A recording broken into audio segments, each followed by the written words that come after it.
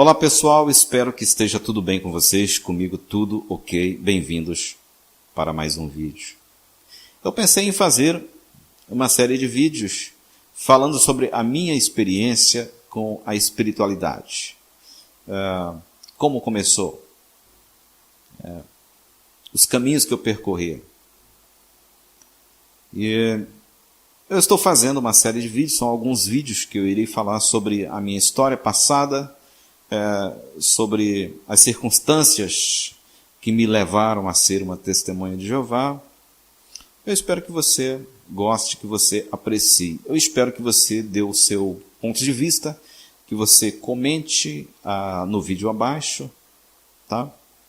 Eu sempre leio os comentários e, à medida do possível, eu respondo. Ok? Muito bem, vamos lá. Meu nome é Osmanito Torres de Brito. Eu sou brasileiro, eu vivo no norte do Brasil, no estado do Tocantins, na cidade de Araguaína, Tocantins. Por enquanto, eu cresci aqui nessa região. Eu nunca fui muito longe, nunca saí do país. E aqui é o lugar onde eu me acostumei a viver. Ok? Mas eu nasci em São Geraldo do Araguaia, no estado do Pará. Eu nasci em 1972. Se você pesquisar no Google, você verá que em 1972, em São Geraldo do Araguaia, houve uma guerrilha. Okay? Eu nasci no meio desta guerrilha. Os meus pais viram esses acontecimentos. Ok? Se eu nasci em 1972, agora em 2019, eu estou completando 47 anos. Ok? Graças a Deus que eu estou vivo até hoje, espero viver muitos anos. Muito bem, pessoal. Quando eu era uma criança, bem pequena, com os meus 6 anos de idade, eu morava na cidade de Rurópolis, no município de Rurópolis, no estado do Pará, que fica próximo de Santarém, fica próximo de Itaituba. E naquela época, e até hoje, a estrada era muito ruim. Nós vivíamos à beira da Transamazônica. Então, o trânsito nessa estrada, nessa rodovia, era muito difícil. Na época em que era inverno, chovia muito, então era muito difícil a locomoção. Pois bem, nós vivíamos à beira da Transamazônica, a minha família, nós éramos praticamente 6 crianças, 3 homens e 3 mulheres, meu pai e minha mãe. Nós éramos relativamente felizes. E quando eu comecei a estudar, eu tinha 6 anos de idade. Naquela época as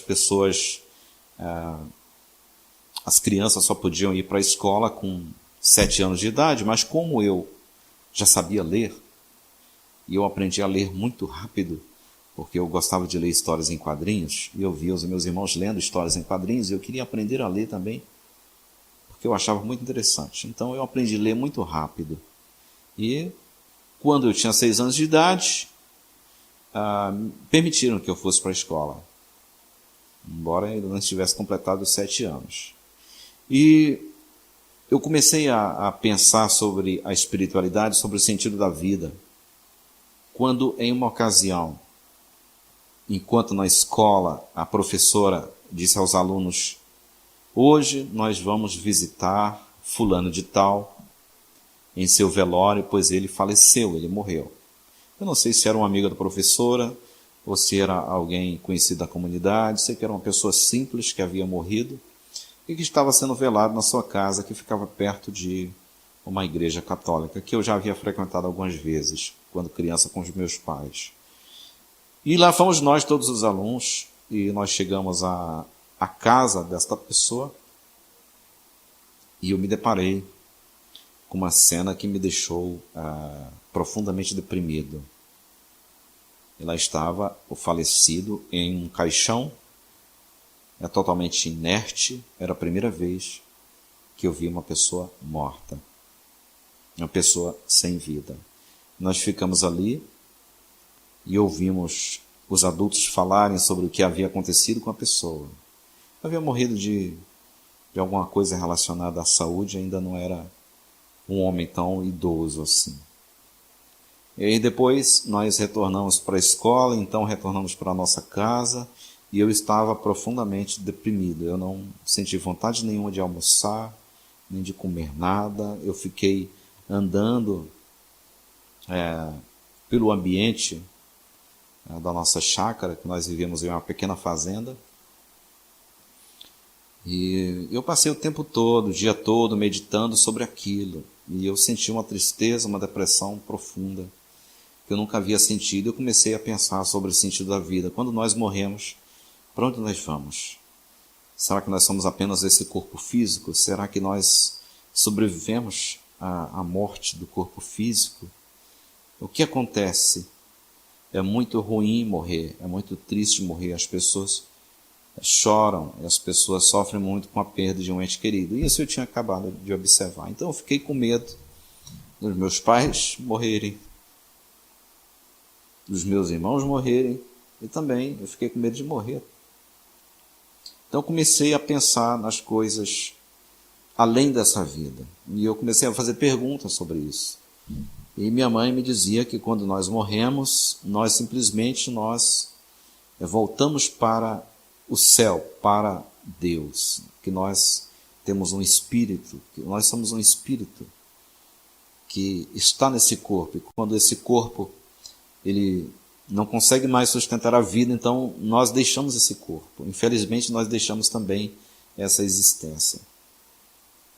Então foram explicações bem simples, explicações bem comuns, e eu continuei a pensar sobre este assunto, né?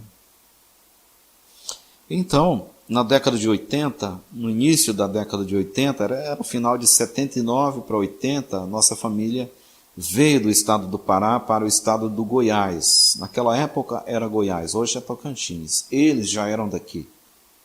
Eles tinham nascido nessa região e cresceram na região, tinham ido para o Pará em busca de terras, em busca de melhores condições de vida, mas como as coisas ficaram muito difíceis lá, eles retornaram e nós viemos. E nós chegamos aqui na década de 80, eu me lembro que foram 3 dias e 3 noites de viagem em ônibus velhos, em uma estrada muito difícil de transitar na época do verão, porque era praticamente impossível viajar na época do inverno.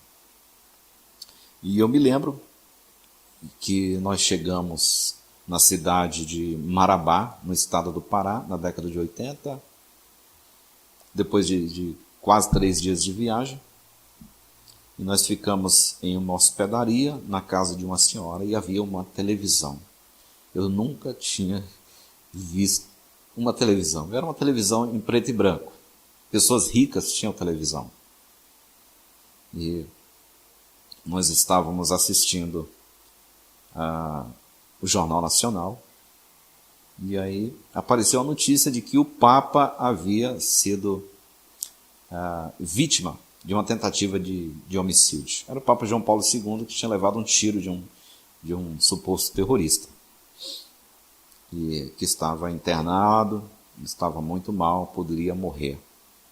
A primeira notícia que eu vi em uma televisão, a primeira vez que eu vi um aparelho de televisão. Eu também não sabia quem era o Papa. O Papa é o chefe da Igreja Católica, a maior instituição cristã de todos os tempos. Bom, e aquilo ficou na minha cabeça, né? Porque minha mãe me disse, olha o Papa, tentaram matar o Papa. E quando eu cheguei na minha cidade, que é hoje a cidade que eu resido, em que eu cresci e que me casei e tive filhos, estou até hoje, né? Araguaína, estado do Tocantins, as pessoas falavam, o Papa foi ferido de morte e sobreviveu. No livro de Apocalipse fala que a besta seria ferida de morte e iria sobreviver. Então é uma profecia que se aplicou ao Papa. O Papa é a besta fera. Então tinha toda aquela especulação naquela época entre evangélicos e protestantes. E teorias da conspiração já existiam naquela época. Pois bem, naquela época eu tinha aí cerca de 10 anos de idade. e as perguntas sobre o sentido da vida, sobre a espiritualidade, continuavam. E eu fui estudar, eu fui terminar os meus estudos, eu estava no primário, logo entraria no ginásio. E eu visitava a igreja católica, porque eu era católico, fui batizado como católico, mas com o tempo eu fui me afastando do catolicismo e fui tendo curiosidade para conhecer outras igrejas, como a Igreja Adventista, a Igreja Batista, a Igreja Assembleia, o protestantismo em geral. Eu comecei a visitar várias igrejas e conhecer um pouco da doutrina destes grupos.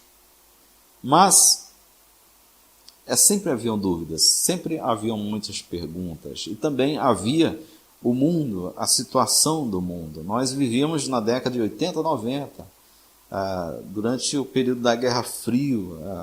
No Brasil havia a transição de um governo ditatorial para uma democracia. Então as pessoas estavam muito preocupadas com o futuro, muito preocupadas com a situação política. E eu estava preocupado com tudo isso, não é? Além disso, havia uma certa preocupação com relação às potências nucleares, como os Estados Unidos, a União Soviética, que tinham armas capazes de destruir o mundo em pouco tempo. São as bombas atômicas. E havia uma guerra fria entre essas potências. Aí quando saiu aquele filme O Dia Seguinte, então eu particularmente fiquei muito preocupado de imaginar que o mundo poderia deixar de existir em uma catástrofe nuclear. Se você ainda não assistiu o filme Dia Seguinte, ele foi lançado na década de 80, ele era um filme para TV, mas ele teve uma repercussão tão grande que acabou se tornando um filme para o cinema. E chamou a atenção das pessoas para algo que poderia vir a acontecer, que seria uma guerra nuclear entre as superpotências, tornando por fim a vida nesse planeta bem difícil de viver. Então havia tudo isso, todo esse conflito, todas as minhas perguntas, todas as situações, e eu buscava respostas. E eu achei que as respostas estavam nas religiões. E eu comecei a pesquisar as religiões, eu comecei a ler a Bíblia, eu queria entender as Escrituras, eu queria saber se a Bíblia, a Palavra de Deus, como chamavam assim, poderia ter informações que pudessem me ajudar a ter um futuro melhor, a fazer escolhas melhores. E eu comecei a levar a sério as religiões. No próximo vídeo eu vou falar sobre os primeiros contatos que eu tive com as testemunhas de Jeová. Ok? Um abraço e até o próximo vídeo.